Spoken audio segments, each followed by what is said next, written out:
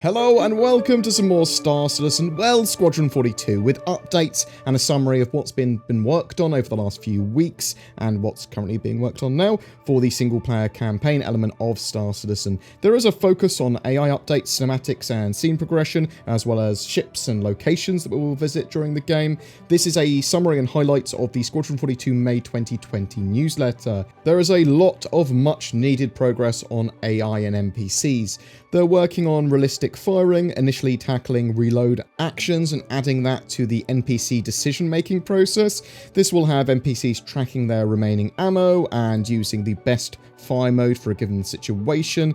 This can be conserving ammo or switching weapon, looking for ammo, directly switching fire mode. They've also made progress on Vandal characters. They're starting to set them up with their general animations, so I'm hoping we actually start seeing them running around at some point in the near future.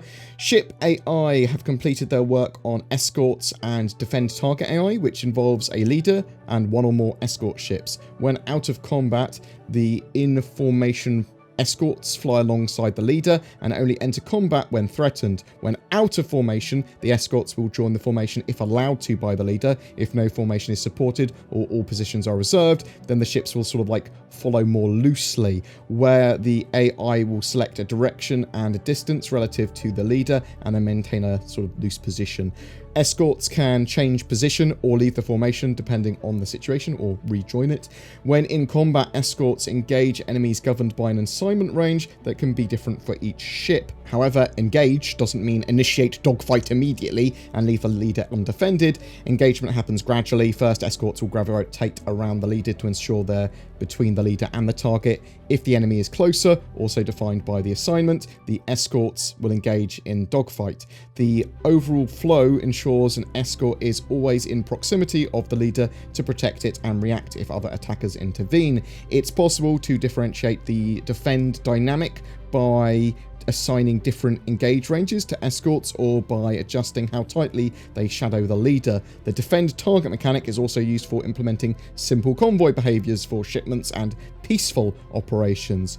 Ship AI have also been working on the tactical targeting systems. This can be used to encourage NPC ships to target a ship with lower shields or a criminal rating instead of the standard selection defined in the sort of like base set of rules that they have. So they might go, well, actually, it's probably a better idea to attack this guy that's attacking my friend, or go after this one that's low to finish them off. Several character team members are temporarily supporting other areas of development due to the suspension of mocap shoots, including making headway into the large number of comms calls used throughout the campaign. They continued their ongoing work to hair, which included remodeling some of the existing hairstyles and working on new shorter styles.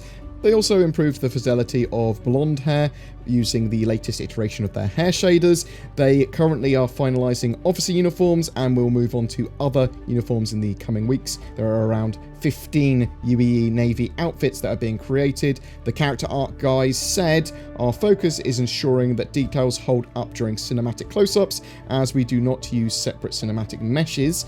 What you see in-game is what you get in the cutscene. By the end of this, they will be looking better than ever." And this segues us nicely over to more cinematic type stuff. The cinematics team has shifted from scene implementation to production pass stages. So there are 5 stages in the cinematics pipeline: previs, kickoff, implementation, production, and finalization.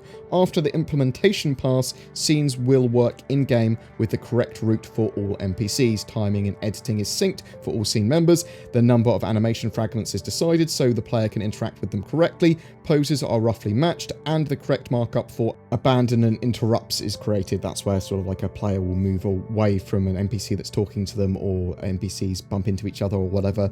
While the designers are marking up the abandon and interrupt points, the animators can make their production pass. This stage is all about final pose matching, fixing remaining small gaps in animation, starting proper polish. Once done, mocap polish is tackled by the animators. At the same time, the designers work alongside them to ensure cameras are locked and the lighting passes progress to show the scene in its sort of like best way possible. The look IK markup is also done at this stage. So look IK refers to how an NPC like Captain White can look at a player and follow them around with their eyes and just sort of like look at them appropriately, basically. This can be with with 100% strength, meaning he is leaning, his upper body and neck, head and eyes follow the player with a field of view angle of 120 degrees. However, each of these elements can be tweaked to a smaller percentage. They don't want Captain White staring down the player at all times, as it would override most of what the actor did on set.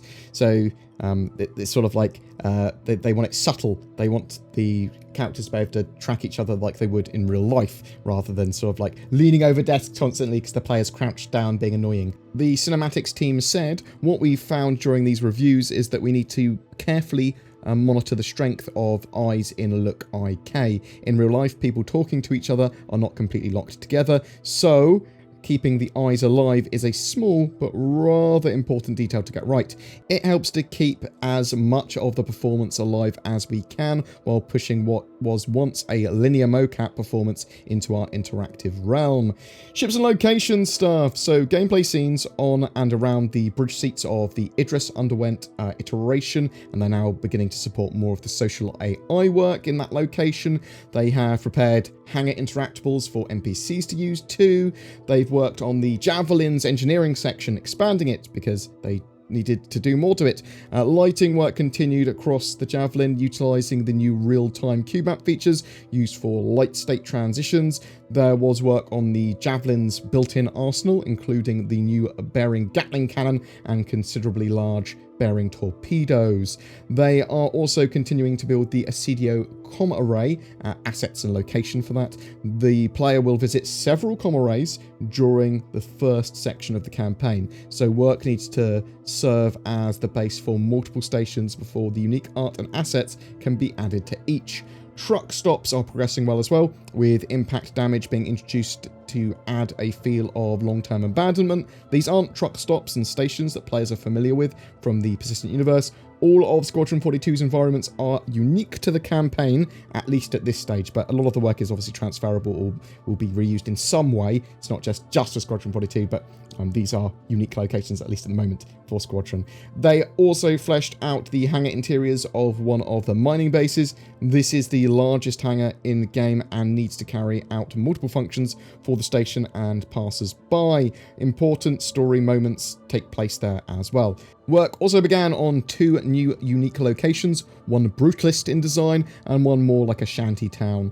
Level design have been fleshing out some of the alternative routes that players can take through levels that allow for more exploration or stealth type gameplay. There will be various ways to complete tasks and missions in game. It will be interesting to see how this impacts the game or the replayability of the game. Is there going to be a lot of different sort of things that we can do, and will that change the story, or will that just be like, well, you still completed the mission? Meh.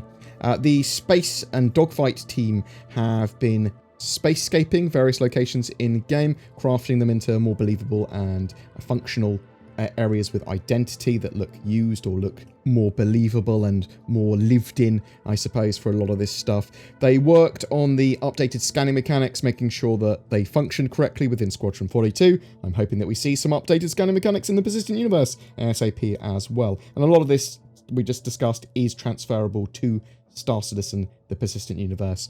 But that's not all, though. It is intended that you watch my video on the Star Citizen monthly report, as well as it has a lot more of the additional work that also supports Squadron 42, but is more focused towards the Persistent Universe. We are awaiting some additional Squadron 42 updates coming this May as well, as Cloud Imperium are working on a more appropriate way to give us Squadron 42 roadmap updates compared to the original linear roadmap that we had.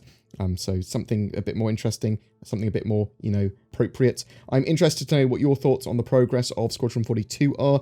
We don't have any updates on timeframes or context for that at the moment, so Squadron 42 Episode 1 might have seen some delays because of the current, working from home situation. Do you think that Squadron 42 is going to be impacted largely by that or not? I'd like to know what you think. Do you think that CitizenCon being cancelled has caused problems for Cloud Imperium's marketing and release plans of Squadron? Whatever your thoughts, I'd love to hear from you in the comments below. Every month we have a giveaway. For May, we're giving away a Star Citizen game package with Arrow Light Fighter. All you've got to do to be in for a chance of winning that is comment on any of my videos made during the month. More details below.